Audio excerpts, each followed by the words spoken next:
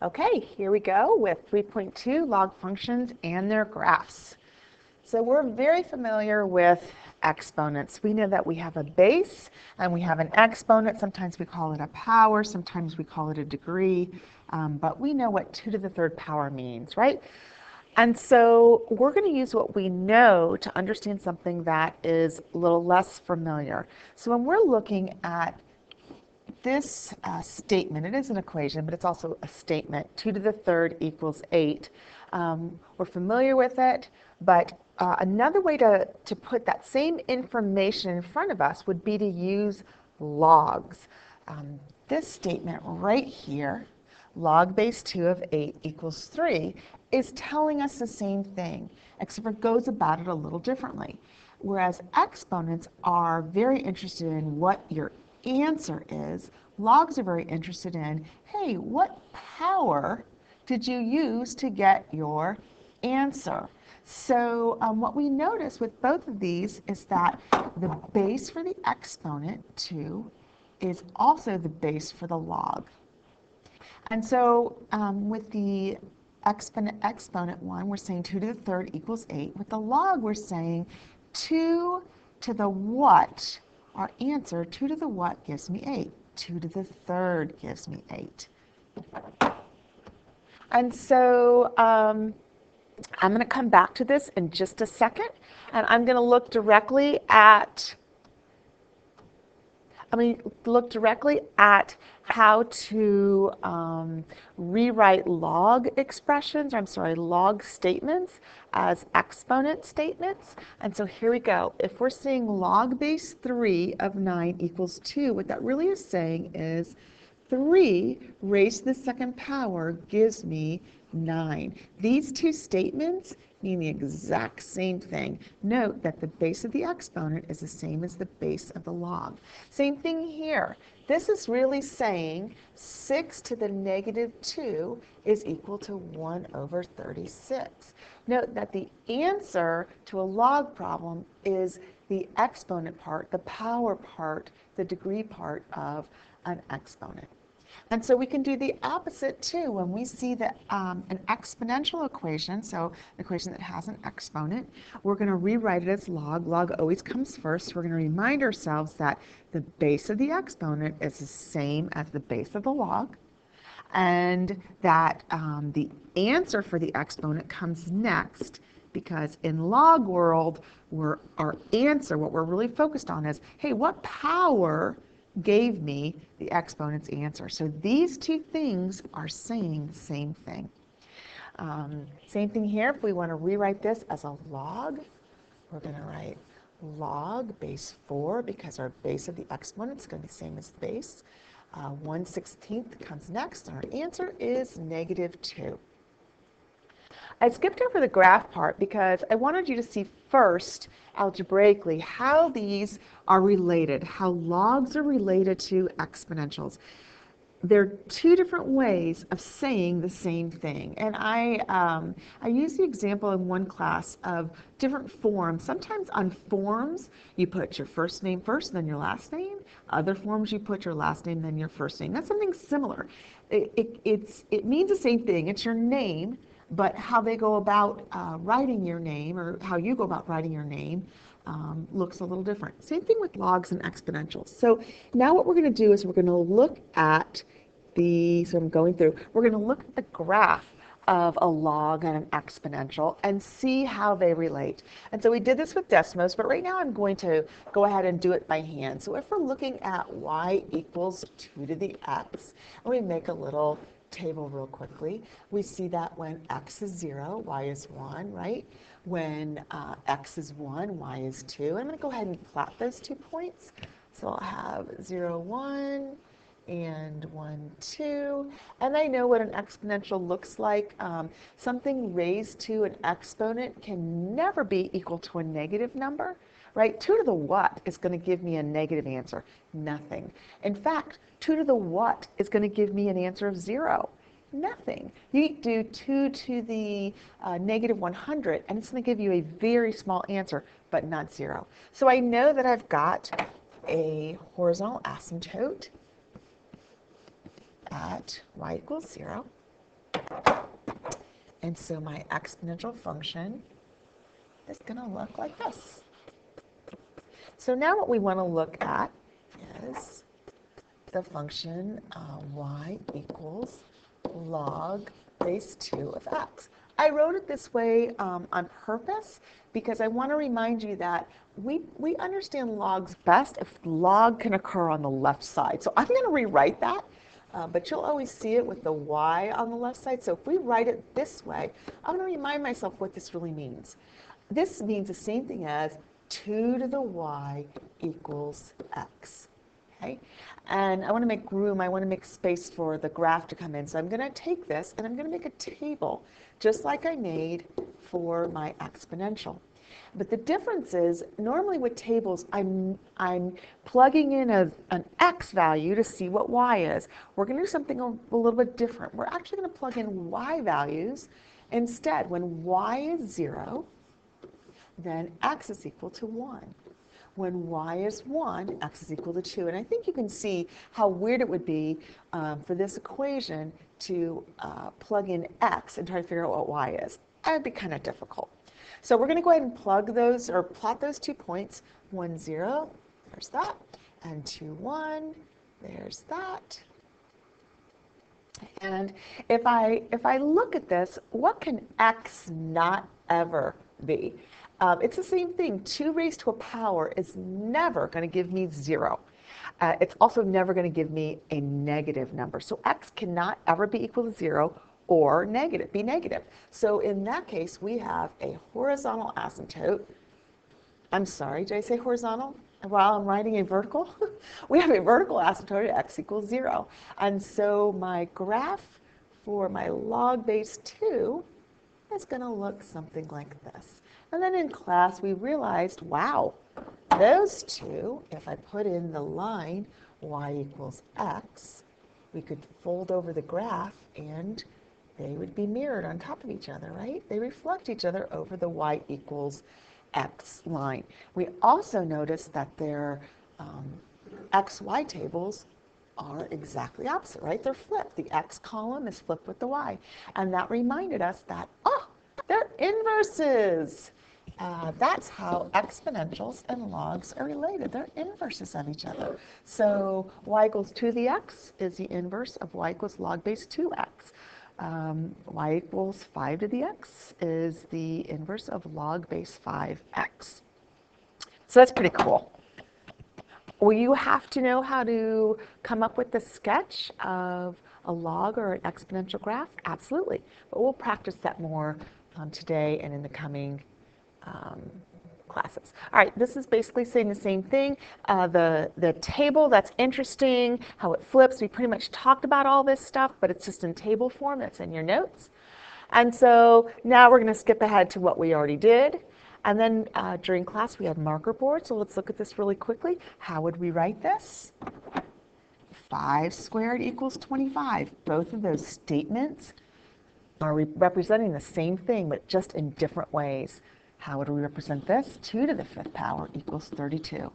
Once again, here, if we're going to write log. The base of our exponent is going to be the base of our log. The answer is going to be what comes next, because the answer for log is always going to be our power, our exponent. That's what logs are all about. Same thing here. Our base is going to be 5. The next thing that comes up is 125, and our answer is 3. Okay, next we're going to look at evaluating. So what is log base 3 of 1? And I talked about using the, I'm going to check on my time, also checking to make sure that this is recording. Okay, so we're 9 minutes into it. I like using the box method like we did in class, because then I can say, okay, log base 3. I know I write 3 first, so 3 to the what equals 1, because once again, the answer for a log is always the power. That's where my box goes. And so we know, well, 3 to the 0 equals 1, so we know our answer there is 0. Here, same thing. I don't know my answer, but I do know how to write it. The 6 comes first. The power comes next. So 6 to the what equals 6? 6 to the 1st power equals 6. And so in class, we did the marker boards, and we noticed that, right, we could keep writing 5 to the box equals 1, and the box is equal to 0. But we also started noticing in class, wait a minute, no matter what our base is, if we have a 1 here, then we know our answer is always going to be 0. Now, do you have to memorize that? No, but if it comes intuitively to you, then great. Then you'll recognize it. If not, you can always do 9 to the box equals 1, and the box is equal to 1. And then we noticed in class, wait a minute.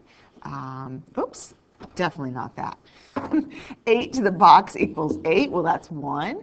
And we noticed, wait a minute, when the base and the number we're taking the log of are the same, then our answer is always going to be 1. So if we have log base 2 of 2, these two are the same, our answer is always going to be 1. And then we looked at simplifying. Some people do, and I'm one of them, find these problems easier if we could just set them equal and remind ourselves that simplifying actually is finding out what log base 2 of 2 to the x is equal to. So here I go. I'm going to write my base. So 2 to the box equals 2x. Well, what do you think we should put in our box? X, right? 2 to the x equals 2 to the x. And then over here, we talked about this in class where we said, well, this looks like a mess. Let's figure out what the mess is first. So we took it and we said, okay, log base 4, let's write it this way. Log base 4, 16 equals a box. So 4 to a box equals 16. What's in the box? 2. So the box is equal to 2. So if that's equal to 2, then our problem says 4 squared, which is 16. And we started to notice that something might be going on here. And we put it all together when we were doing our marker boards, when we looked at this, and we realized, okay, if we set it equal to a box, and we said 5 to the box equals 5 to the x, and of course our box is equal to x, that's our answer. And then we noticed, wait a minute, when we have a log, if the base of a log is the exact same thing as the base of an exponent. Now, normally, right, this is the first time we've seen a log and an exponent together in the same problem. Okay, because when you go back, guys, look at the log problems. All right, let's see when we had the equals. Okay, look at these log base 3 of 1. Well, there's a log, but this is not an exponent, right? This is a log, but this is not an exponent. So now they're putting logs and exponents together, which would make sense that if they do that, something's going to happen. And so what we notice is if there's a log and an exponent together, if the base of the log is the same as the base of the exponent, then it's kind of like they cancel each other out. That's not technically what happens, because technically what happens is written over here. But whatever is left, the exponent is always going to be our answer. And so remember we did marker boards in class, and you're like, oh, x, right? Because when the base of the log is equal to the base of the exponent, then what drops down is our answer. And then we noticed, wait a minute, here we have an exponent and a log problem as well. It looks a little different because the log part is in the exponent part, which is kind of funny, but it's the same idea. This is the base of the exponent. This is the base of the log. When those two bases are the same, it's like they cancel out and the 27 drops down. Now we know, like, once again, it's not real canceling out. That's just kind of the way, the shortcut way that my brain thinks about it. We did it the long way, and you can always do it the long way. But the shortcut's nice to do, right? Same base, same base. There you go, there's your answer. Okay, and then we looked at this. It says, and if you read it out loud, it really helps you understand it. Log base 3 of some number is equal to log base 3 of 5. Well, what can that number be? There's only one choice. X has to be 5, right? Log base 3 of 8 is not going to be the same thing as log base 3 of 5. Okay, and then we went back to graphs because we want to understand, because the title of this is what? Log functions and their graphs. We want to understand what logs even look like. Now, we already did log base 2 of x, but this is log base 10. We're going to do it the same way. I'm going to rewrite this. I like my logs on the left, so I'm going to rewrite the equation, because then that tells me I can rewrite it as 10 to the y equals x. Then I'm going to come over and make my XY table, remembering that I'm not going to plug in numbers for x. I'm going to plug in numbers for y since y is the exponent. Let's see, when y is equal to 0, x is equal to 1, right?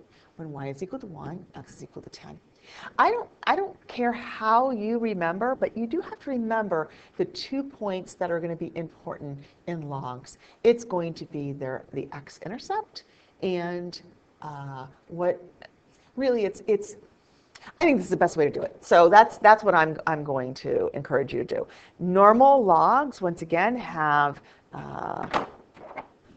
vertical asymptotes, x equals 0, and the graph itself looks like that. Okay, for the rest of these, we're just going to use transformation. So when we see the 2 inside along with the x, we know that means shift each point, how about to the left. So all I'm going to do is take my 2 points. If it was here, I'm going to shift 2 to the left. It's going to be here. And then this point to the left is going to be here. I'm also going to shift my, kind of wishing, let me do this in black, so all my asymptotes, no, actually, why don't I do it in blue? Because that's the color of that graph. So then we can have some uniformity with our graphs. That looks like a mess. So the second one, see how my asymptote, my vertical asymptote was at x equals 0? That also gets shifted 2 to the left. So my new vertical asymptote for the second graph is at x equals -2. All right, and then our final graph, this tells me shift all my points, all 2 of them, points and asymptote, right, 2 to the right, and this part tells me and down 1. So will you be expected to do this on the test? Yes, right? We know transformations. And I also want you to be very familiar with logs and what their graphs look like. All right, so I'm going to take my original parent function, my y equals log base 10x, and I'm going to move each point 2 to the right and down 1, 2 to the right and down 1. I'm going to take my vertical asymptote and move it 2 to the right. I can't really move it down 1, right? That's really not helpful. I can try. And then, there I go. Oh, missed my point. But you guys will just make that point bigger. Okay. Then the last thing we talked about is what happens when log has the base e, when we have log base e. There's a special name for that when the base is e, which e is an irrational number, but e is very special. It's so special, we should probably spend a whole class talking about e, but we're not. But when we see log with the base of e, another way we refer to that is natural log. LN stands for natural log. And so sometimes teachers start the lesson all over again talking about natural logs. And they're like, you know what? If we know that natural log is log base e, then we can answer all these things. So natural log of 1 is the same as log base e, right? Natural log is log base e of 1. And we know, if we want to do it the long way, that means e to the something equals 1. Oh, that's right, e to the 0. Okay? Or by this time, you might have remembered that if that number's 1, then our answer is going to be 0. Natural log of e is the same as log base e to the e. Okay? And so remember, when the base and this are the same, our answer is going to be 1, because right, the exponent right there would be 1. Or you could say e to the what equals e. There goes the 1. I'm going to switch up my natural log e to the x is the same thing as saying log base e of e to the x. Base of the log is the same as base of the exponent, so my answer is x.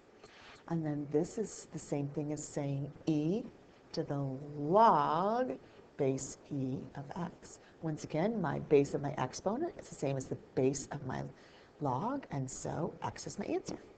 And then this one you could read out loud. If natural log of x is the same thing as natural log of y, then x is the same thing as y. Makes sense. And then we did a few problems with natural log. All right, so here you have a choice. You can go ahead and rewrite it if that helps you, right? And we can see e to the what gives me e to the 5th power, e to the 5th, right? So our answer is 5. You could also see that your base of your log is the same as the base of your exponent, and 5 is the answer. So same thing here, I'll do the shortcut, but I want to show you both ways so that your brain gets it. Sometimes when we use shortcuts without understanding where they came from, your brain just has a hard time remembering it. So base of the exponent is the same as the base of the log, which means that what's remaining is the answer. And then log base e of 1, anytime I have a 1 there, what's my answer? 0. And so I'm going to encourage you to, and we'll come back to this one, this last one. We can't do that until we do one more lesson.